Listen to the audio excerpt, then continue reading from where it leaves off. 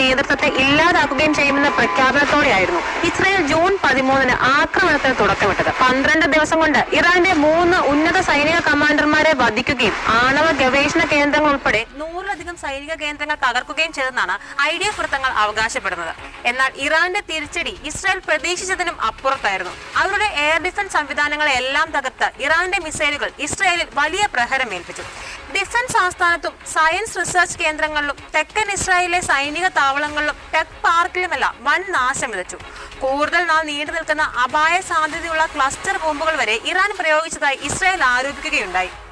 എന്നാൽ news toll ചാനലിന്റെ report പ്രകാരം ഇറാന്റെ കൈവശം ഇനിയും പുറത്തെടുക്കാത്ത മാരകായുധങ്ങൾ ഉണ്ടെന്നാണ് IDF വിലയിരുത്തിയിരിക്കുന്നത്.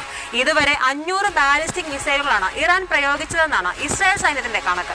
ഇതിൽ 90% വിജയകരമായി തകർക്കാനായെങ്കിലും 10% പ്രതിരോധം തകർത്ത് അപകടമുണ്ടാക്കിയെന്നും സൈന്യം സമ്മതിക്കുന്നുണ്ട്. തങ്ങളുടെ ഏറ്റവും സുപ്രധാന